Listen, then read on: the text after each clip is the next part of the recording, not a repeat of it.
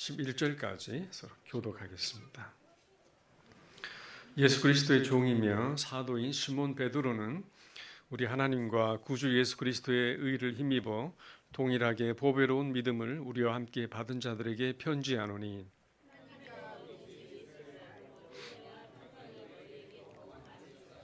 그의 신기한 능력으로 생명과 경건에 속한 모든 것을 우리에게 주셨으니 이는 자기의 영광과 덕으로서 우리를 부르신 이를 알므로 말미암음이라.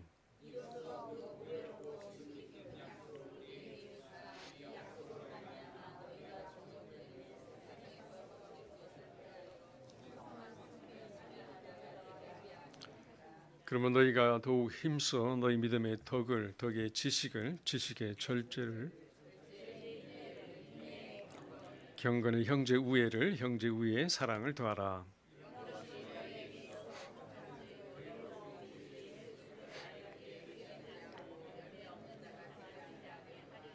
이런 것이 없는 자는 맹인이라 멀리 보지 못하고 그의 옛 죄가 깨끗하게 된 것을 잊었느니라.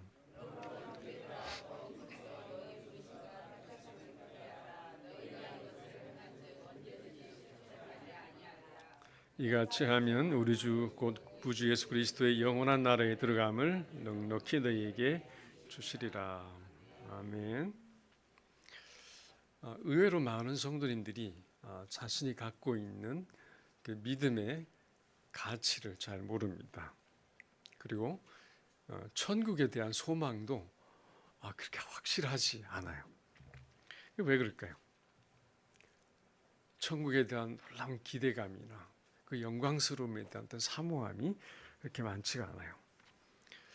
왜냐하면 이 땅에서부터 우리가 경험하는 것이 있으면 천국의 이것도 그 이후의 삶도 더욱 기대가 될 텐데, 이 땅에서부터 내면의 어떤 영적 변화가 잘 일어나지 않고 영적 열매가 없는 진부한 삶이 계속 이어지기 때문입니다. 자, 그렇게 되면 우리 마음속에 신앙에 대한 회의적인 생각이 몽실몽실 피어오릅니다. 이렇게 믿는 것이 내게 무슨 의미가 있을까? 이렇게 생각이 드는 것이죠. 근데 그것은 필연적으로 이런 생각을 갖게 합니다. 나는 과연 천국에 갈 수 있을까? 내가 이렇게 살고 있는데 나는 천국에 갈 자격이 있을까라는 생각을 하게 되는 거죠. 이런 회의감이 들기 시작하면 우리는 우리의 삶에서 자유를, 그리고 평안을 빼앗겨 버립니다. 신앙적으로도 자유롭지 않고 세상에서도 자유롭지 않는 이중적인 갈등 속에 살아가게 됩니다. 자, 근데 이것은 오늘날 우리들만의 문제가 아닙니다. 그것은 2000년 전에 성도들도 같이 겪었던 신앙의 문제였습니다. 왜 그런 일이 일어나는 걸까요?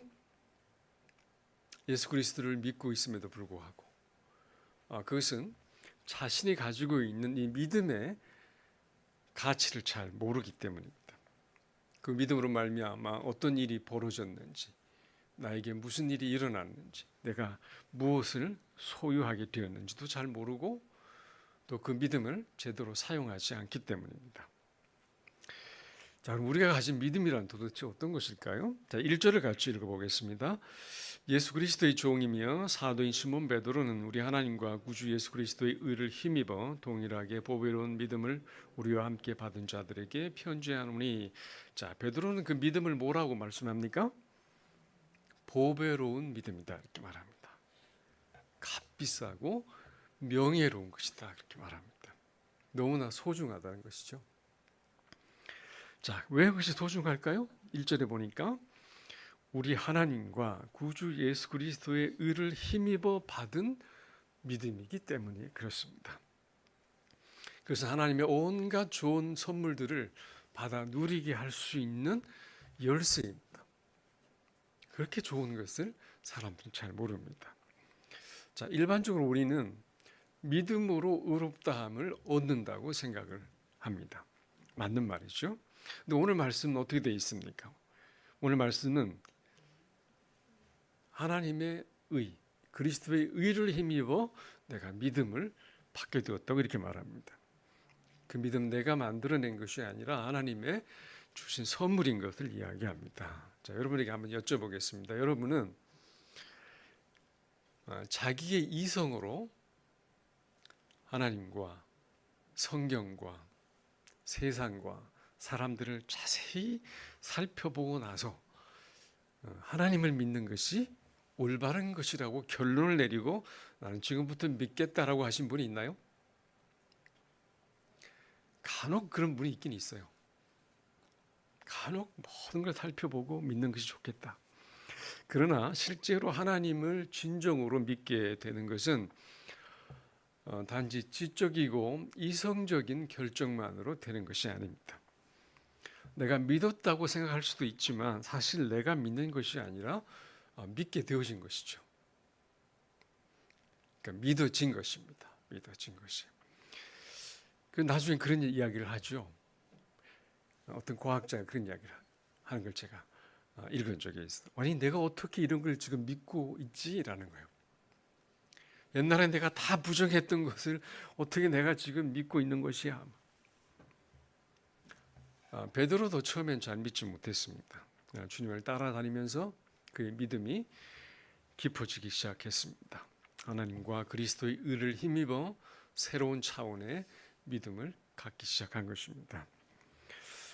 이 보배로운 믿음은 사도 베드로가 가졌고 또 모든 성도들에게 하나님이 주신 것입니다.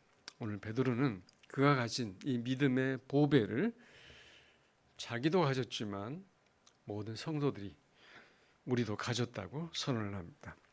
그러면 그 시대의 베드로는 그리스도의 수제자가 아니었겠습니까?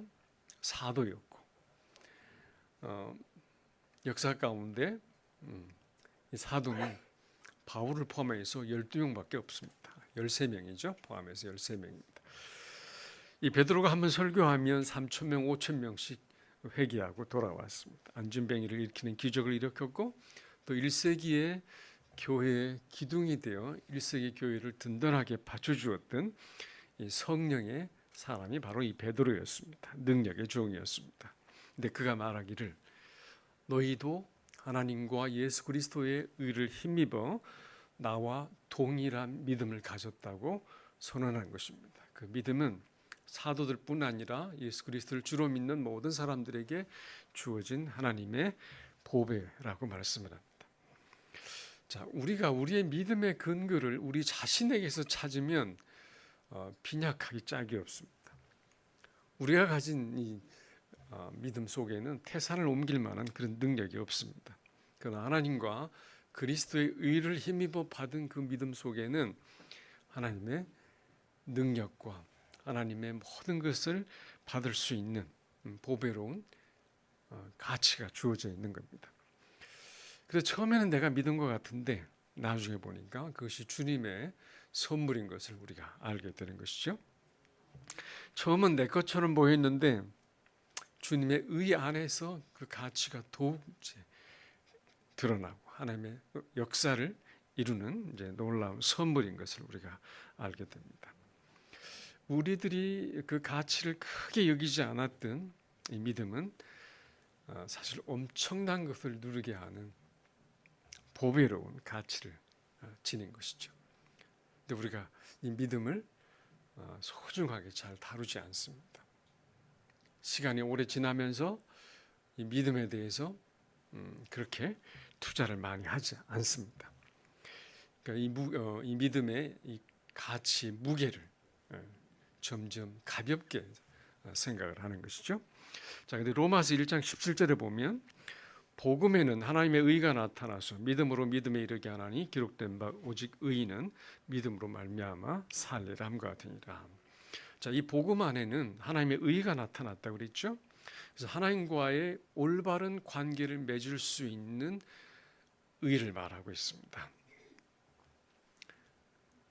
우리는 믿음으로 하나님과의 관계를 올바로 맺습니다. 그리고 하나님 앞에서 의롭다는 이 의인이라고 하는 칭의를 갖게 되죠. 그러면 하나님과의 관계가 올바로 된 이 의인은 어떻게 살아간다고 그랬죠? 매일매일을 믿음으로 살아간다고 그랬습니다. 처음부터 마지막까지 그 과정과 모든 삶에서 믿음으로 살아간다고 말씀을 합니다. 자, 여러분 지금 하나님을 믿는 믿음으로 살아갈까요? 아니면 경험적으로, 아니면 습관적으로 살아가고 있을까요? 자, 여러분은 그냥 기독교의 프로그램 안에서 살아가고 있을까요? 아니면 정말 믿음으로 살아가고 있을까요? 오늘은 주일 예배, 화요일은 기도회, 수요일은 수요 예배, 금요일은 목장 모임으로 이 프로그램을 따라서 우리는 믿음이 없이도 얼마든지 교회 생활을 할 수 있습니다. 자, 그렇지만 하나님의 능력은 경험하지 못합니다. 어떤 사람은 천국에도 들어가지 못할 것입니다. 그러면 우리는 인격적으로 하나님을 믿는 믿음으로 하나님 앞에 나아가기를 힘써야 합니다. 이 믿음의 고백과 믿음의 확신 가운데 나아가야 하는 것이죠. 이 믿음이 있어야, 확신하는 이 믿음이 있어야 구원의 능력을 경험하고 이 진보와 성장이 일어납니다. 예수님께서는 이 겨자씨만한 한 믿음이 있어도, 겨자씨만한 믿음만 있어도 산을 옮길 수 있고 뽕나무를 뽑아다가 바다에 던지게 할 수도 있다고 말씀을 하셨습니다. 이 겨자나무 씨를 보신 적이 있으시죠? 이 좁쌀보다도 더 작습니다. 근데 그 나무가 자라면 6m, 7m 이상으로 자라고 새들이 깃들인다고 했습니다. 다른 씨앗에 비해서 상대적으로 매우 작지만 그 안에는 생명력이 있어 자라는 것처럼 작은 믿음이라도 진실하고 순전하면 그 생명력이 있어서 자라나는 것이죠. 그렇게 우리 믿음도 자라나야 합니다. 우리가 이 믿음이 자란다고 하는 것은 하나님과 예수님을 더 잘 알고 신뢰한다는 것입니다. 우리의 자라난 믿음으로 하나님과 예수님을 더 깊게 알아가는 것이죠. 이 믿음으로 우리를 부르신 하나님을 알게 되고, 그리고 그 알므로 하나님의 평강과 은혜를 통 누리게 되고 신령한 능력으로 생명과 경건에 속한 모든 것을 얻게 된다고 말씀을 합니다. 2절 3절을 같이 읽어보겠습니다. 하나님과 우리 주 예수를 알므로 은혜와 평강이 너에게 더욱 많을지어다. 그의 신기한 능력으로 생명과 경건에 속한 모든 것을 우리에게 주셨으니 이는 자기 영광과 덕으로서 우리를 부르신 이를 알므로 말미암음이라. 예수를 알므로 평강과 은혜를 더욱 누리게 되고 예수와 하나님을 더욱 알므로 경건에 속한 것, 생명에 속한 모든 것을 더욱 누리게 된다고 말씀을 합니다. 자, 우리가 이 3절을 근거로 해서 한번 생각을 해보겠습니다. 여기서 우리 신앙의 핵심적인 본질이 뭘까요? 다르게 한번 생각해 보겠습니다. 부부관계에서 핵심적인 이 본질이 뭘까요? 부부관계라고 하는 핵심이 뭘까요? 어디에 있을까요? 핵심이 서로를 알아가는 데 있습니다. 몇십 년을 살고 난 뒤에 난 아직도 이 여자를 잘 모르겠어, 내 아내를 잘 모르겠어, 내 남편을 잘 모르겠어. 만약 그랬다면 이 부부관계가 잘 된 것인가요? 잘 되지 않은 것이죠. 서로를 잘 알면 알수록 서로를 잘 이해하게 되고 잘 섬겨주게 되고 잘 세워주게 되고 더 깊은 사랑을 나누게 됩니다. 부부관계에서의 중요한 본질이 바로 알아가는 것인 것처럼 우리 믿음에 있어서도 가장 중요한 이 본질은, 신앙의 핵심은 하나님을 아는 것입니다. 하나님을 아는 것입니다. 교회를 왔다 갔다 하는 게 아니고 어디 프로그램만 참여하는 게 아니고 하나님을 아는 것이에요. 그 프로그램에 참여하고 예배에 참여하고 모임에 참여하고 공부에 참여하는 것은 다 하나님을 더욱 알기 위한 것이죠. 그냥 피상적으로 아는 것이 아니라 인격적으로 아는 것입니다. 체험적으로 알아가는 것입니다. 예수 그리스도를 통해서 하나님을 알게 되는 완전한 지식으로 확실한 믿음을 갖게 되는 것을 이야기합니다. 사도 바울은 성도들이 이 하나님에 대한 온전한 지식, 진정으로 하나님을 알게 되도록 하기 위해서 성경 곳곳에서 그 기도를 하고 있는 것을 우리가 발견할 수 있습니다. 에베소서 1장 17절을 보면 우리 주 예수 그리스도의 하나님 영광의 아버지께서 지혜와 계시의 영을 너희에게 주사 하나님을 알게 하시고 또 골로새서도 같이 읽어볼까요? 주께 합당하게 행하여 범사에 기쁘시게 하고 모든 선한 일의 열매를 맺게 하심을 하나님을 아는 것에 잘하게 하시고 우리 하나님을 얼마나 알고 있을까요? 사람은 몇 년, 몇십 년 지내보면 그런 대로 우리가 그 사람이 대충 어떤 사람인지 알지 않습니까? 하나님은 알아가도 무한하신 분이기 때문에 지금까지 경험해본 하나님에 대하여 우리가 스스로 다 아는 것처럼 자만해서는 안 됩니다. 하나님을 아는 것에 있어 멈춰버리면 신앙의 성장도 함께 멈춰버립니다. 자, 믿음으로 우리를 부르신 하나님과 주 예수를 알게 되면 우리는 무엇을 얻게 된다고 그러셨죠? 아까 3절에 보니까 그의 신기한 능력으로 생명과 경건에 속한 모든 것을 우리가 누리게 된다고 말씀을 합니다. 그것은 바로 우리를 부르신 이를 알므로 말미암아 그랬습니다. 자, 생명은 예수님이 주시는 영원한 생명이죠. 과거에 우리는 영적으로 죽어 있었기 때문에 하나님을 알지 못해서 방황을 했습니다.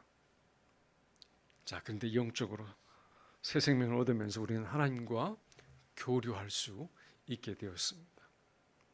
그럼 우리에게 주어진 가장 핵심적인 선물이 있다면 바로 생명이죠. 생명이 없으면 아무것도 아닙니다.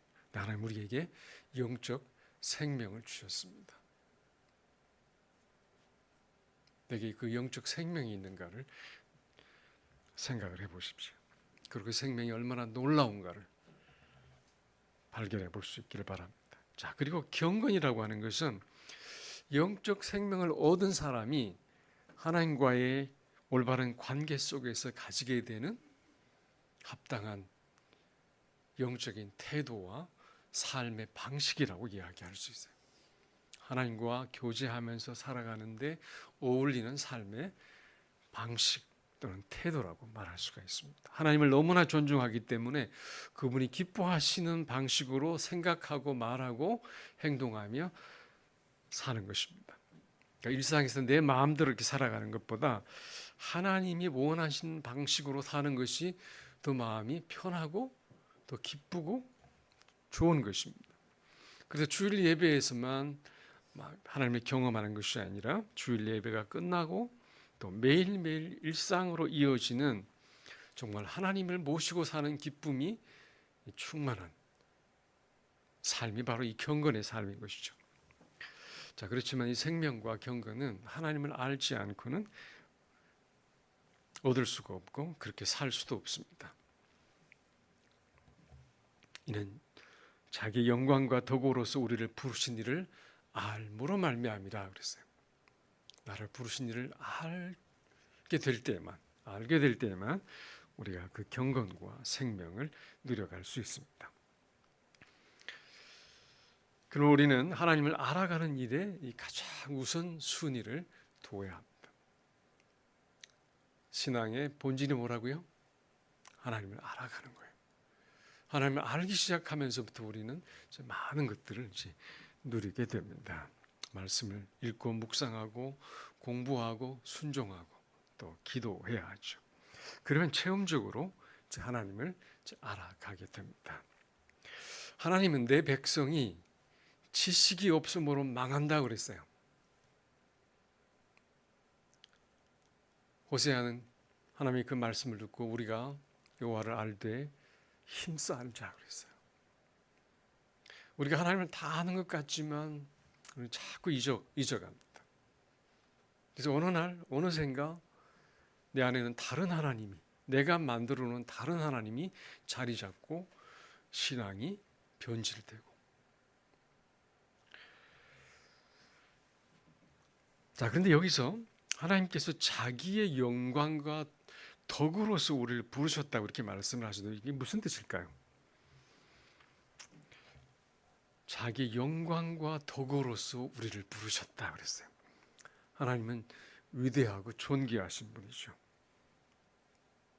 그 영광과 완전한 이 성품, 이 덕으로서 우리를 부르셨다는 겁니다. 그 하나님의 놀라운 존귀함과 위대하심의 영광과 이 완전한 성품의 덕이 있으시기 때문에 우리를 은혜로 사랑으로 부르실 수 있으셨다는 것이죠. 그럼 영광과 덕에서 나오는 사랑과 은혜로 우리를 부르셨습니다. 그래서 이것은 그냥 단순한 부름이 아니에요. 그냥 오늘아 내가 천국 보내주겠다 그런 차원의 부르심이 아닙니다. 이것은 우리가 하나님과 함께 영광스럽고 더 높은 삶을 향해 살아가도록 초대되었다는 것을 이야기하는 것입니다. 하나님 나를 더 높은 차원의 삶을 위하여 더 높은 영광을 위하여 함께 살아가도록 나를 초대하셨다는 겁니다. 옆에 분에게 하나님은 당신을 초대하셨습니다라고 알려주십시오. 하나님은 자신의 아름답고 완전한 성품으로 우리를 초대하셔서 하나님의 거룩한 성품을 지닌 사람들로 새롭게 만드시고 거룩하신 하나님과 교제하도록 하시려는 높은 계획을 갖고 계십니다. 4절을 같이 읽어볼까요? 이로써 그 보배롭고 지극히 큰 약속을 우리에게 주사 이 약속으로 말미암아 너희가 정욕 때문에 세상에서 썩으실 것을 피하여 신성한 성품에 참여하는 자에게 자가 되게 하셨나이다. 자, 하나님을 믿고 아는 자에게 무엇을 주셨다고요? 뭘 주셨다고요? 자, 보배롭고 지극히 큰 약속을 주셨다고 그랬습니다.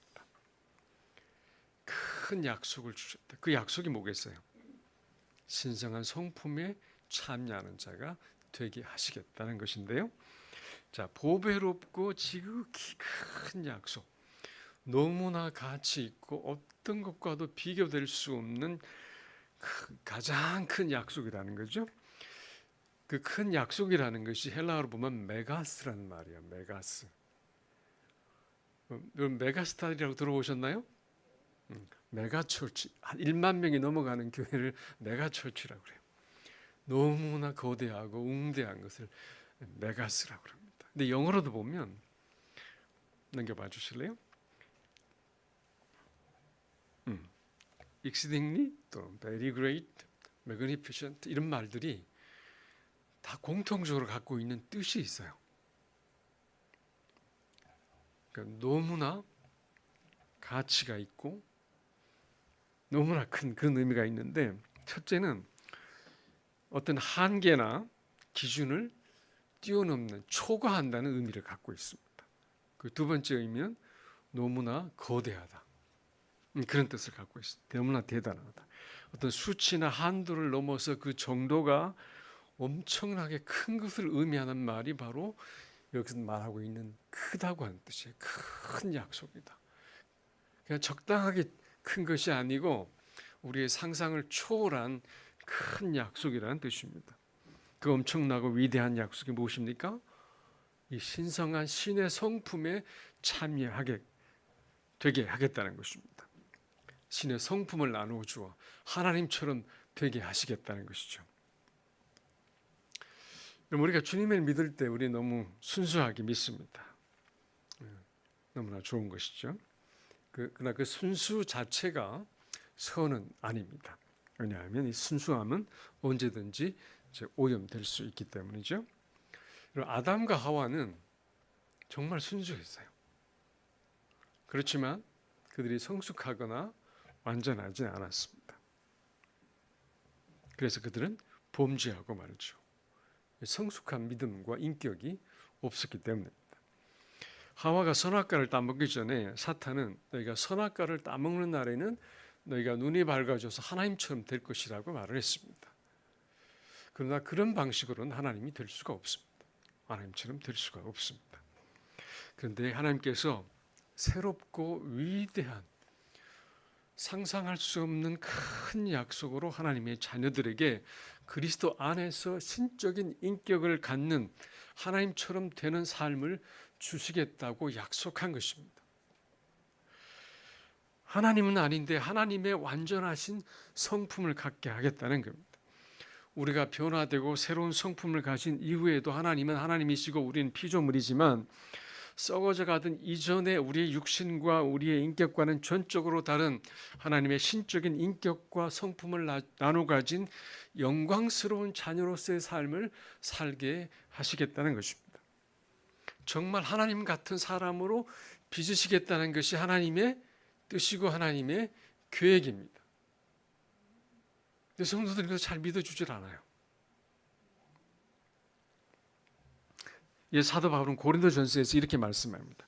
우리가 흙에 속한 자의 형상을 입은 것 같이 또한 하늘에 속한 이의 형상을 얻을 것이다 그랬어요. 신의 성품에 참여한 형상을 얻을 것이다. 고린도후서 3장 18절에도 보면 주의 영광을 보며 그와 같은 형상으로 변화되어 영광에서 영광에 이르니 곧 주의 영으로 말미암으라. 주님과 같은 형상으로 변화되어 점점 더 큰 영광에 이르게 되게 할 것이라는 사도 바울의 증언입니다. 그러므로 우리가 이 세상에서 받을 수 있는 약속 가운데 이보다 더 위대한 약속이 있을까요? 이보다 더 영광스러운 약속이 있을 수 있을까요? 이보다 우리의 믿음의 최종적 결론과 소망을 갖도록 의미 있게 할 수 있는 것이 이것 외에 다른 것이 있을까요? 자, 그런데 우리는 이 하나님의 형상을 입기 위해서 무엇을 하고 있을까요? 또 우리는 하나님의 형상, 그리스도를 향하여 닮아가는 이 거룩한 일을 위하여 주어진 그 약속은 우리 안에서 어떻게 이루어질 수 있을까요? 자, 먼저는 소극적으로 무엇을 하라고 말씀합니까? 이 세상에서 썩어질 것을 피하라고 말씀을 하고 있죠.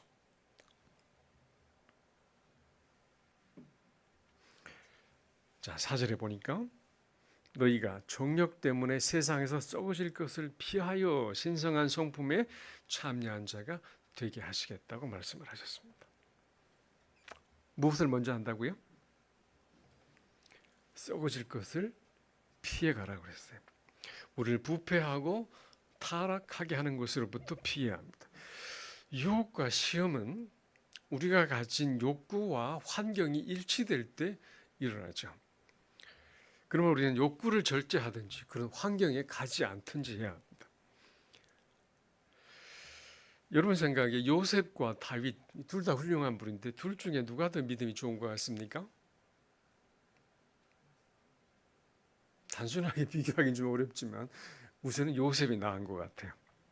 요셉과 다윗 둘 다 성적인 유혹에 직면했지만 요셉은 벗어났고 다윗은 걸려들었습니다. 요셉은 모든 상호와의 과정을 성공적으로 잘 이루어갔던 인물입니다. 다윗도 위대한 성군이고 선지자이고 믿음의 사람이었습니다. 믿음이 부족해서 넘어졌을까요? 요셉은 주인인 보디발의 아내가 유혹할 때 오히려 경계심을 가졌어요. 하나님 앞에서 자신을 생각했고 또 자기의 주인인 이 보디발을 의식했습니다. 자, 근데 다윗은 어떻게 했나요? 물론 밧세바가 왜 대낮에 남들이 볼 수 있는 눈에 띄는 곳에서 목욕을 했는지는 너무 의아스러운 이야기입니다만 다윗은 그것을 자기 스스로 발견한 유혹 아닙니까? 근데 경계심이나 그것을 제어할 만한 아무런 장치를 갖고 있지 않았습니다. 왜냐하면 그가 왕이었기 때문입니다. 알몸으로 마당에서 목욕을 하는 이 젊은 여인을 발견하고 스스로 유혹에 빠졌습니다. 모든 사람들에게는 자기에게 약한 부분이 있어요. 그래서 그것을 경계해야 합니다. 지나치게 돈과 이성과 권력과 명예와 자존심과 갖가지 즐거움을 추구하는 이 쾌락을 추구하는 이런 마음을 경계해야 돼요. 내가 어디가 약한지, 옆에 분에게 한번 물어보실래요? 당신은 무엇이 약하십니까? 제가 한번 시험해 보려고요.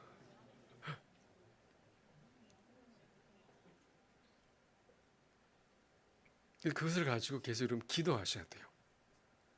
그럼 제가 이것이 약한데 시험에 걸리지 않게 해주십시오. 이길 수 있게 해주십시오. 저를 보호해 주십시오. 국제 CC 설립자였던 빌 브라이트 박사는 죄가 얼마나 무섭고 하나님을 슬프게 하는지 잘 알고 있었던 분입니다. 그는 이런 기도를 하죠. 하나님, 제가 범죄하게 되거든 범죄하기 전에 저를 데려가 주십시오. 제가 만약 죄를 짓게 되거든 제가 죄를 짓기 전에 저를 데려가 주십시오. 이런 결단이 있어야 우리는 유혹에서 벗어날 수 있습니다. 각종 유혹으로 하나님 앞에서 범죄하며 자신과 남에게 피해를 끼치는 것에 대해 항상 우리가 깨어 있어야 합니다. 그러므로 피할 것은 피하고 그 다음에 어떻게 해야 된다고요? 적극적으로는 신의 성품에 참여하는 자가 되어야 합니다. 5절, 6절을 같이 읽어보겠습니다. 그러므로 너희가 더욱 힘써 너희 믿음의 덕을, 덕의 지식을, 지식의 절제를, 절제의 인내를, 인내의 경건을, 경건의 형제 우애를, 형제 우애의 사랑을 더하라. 8개의 덕목은 한 문장으로 이어져 있고 단계적으로 되어 있습니다. 근데 처음에 뭐라고 되어 있죠? 더욱 힘써 하라고 되어 있어요. 힘써서 단계적으로 성장해 가라고 되어 있습니다. 자, 그래서 우리가 다음 시간에 믿음으로부터 시작해서 사랑으로 완성되는 이 성장의 믿음의 단계를 우리가 다음 시간에 살펴보겠습니다. 같이 한번 기도하겠습니다. 자, 오늘 기도 제목을 제가 올려두었습니다. 하나님, 우리와 거룩한 친밀한 교제를 하기 위해 우리에게 보배로운 믿음을 주시고 하나님과 예수 그리스도를 알아가도록 해주셨습니다. 그리고 생명과 경건에 속한 모든 것을 우리에게 주셨습니다. 그리고 위대한 약속을 해주셨죠. 주님을 닮아갈 수 있는 위대한 약속을 해주셨습니다. 내 신앙의 목표가 무엇일까요? 혹시 이 땅에서 축복받고 잘 되는 것만이 전부일까요? 우리 믿음이 자라고 하나님과 주 예수 그리스도를 더 깊이 알고 주님을 닮아가게 해주시도록 이 시간 한번 기도하겠습니다. 아버지,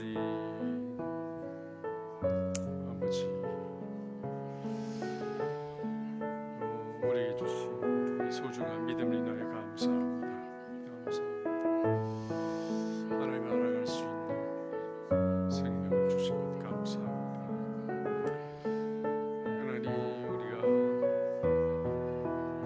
피할 것은 피하고 주님을 닮아가는 적극적인 성화의 과정 속에 우리 자신을 들여갈 수 있게 해주십시오. 아버지, 하나님 아는 것을 멈추지 않게 하여 주옵소서. 아버지, 내 믿음을 새롭게 주시옵소서. 주님 믿음을 온전하게 하시옵소서.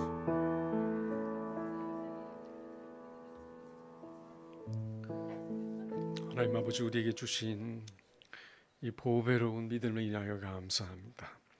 이 믿음을 통하여 믿음을 잘 활용함으로 더욱 하나님을 알게 해주시고 하나님을 사랑하게 해주시고 하나님의 능력과 지혜와 경건에 속한 모든 것들을 우리의 삶에서 누려갈 수 있게 하여 주옵소서.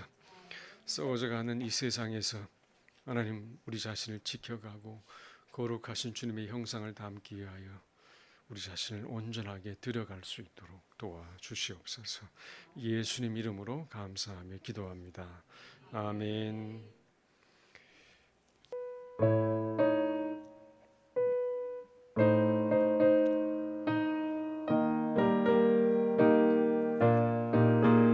주의 피로 이룬 샘물, 주의 피로 이룬 샘물 참 깊고 넓도다.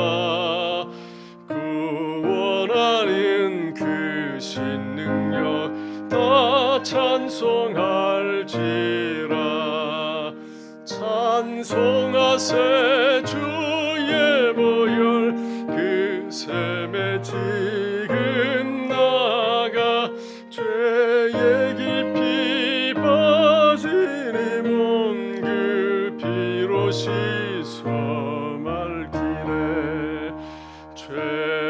세상 이김으로 거룩한 길 가는 나의 마음 성전 삼고 주께서 계시네. 찬송하세 주의 보혈 그 샘에 지금 나가 죄에 깊이 빠진 이 몸 그 피로 씻어 맑히네. 주 예수를 깊이 아는 놀라운 은혜 하늘나라 즐거움이 매일 새롭도다. 찬송하세 주의 보혈 그 샘에 지금 나가 죄에 깊이 빠진 이 몸 그 피로 씻어 맑히네. 아멘. 지금은 우리 주 예수 그리스도의 크신 은혜와 하나님 아버지의 극진하신 사랑하심과 성령님의 감화 감동하시고 능력 주시고 인도하심이 세상에 썩어질 것을 피하여 하나님의 거룩한 형상으로 성숙해 가기를 원하는 주의 사랑하는 믿음의 식구들과 이 교회와 이 나라 이 민족 위에 지금부터 영원히 함께 있을지어다. 아멘.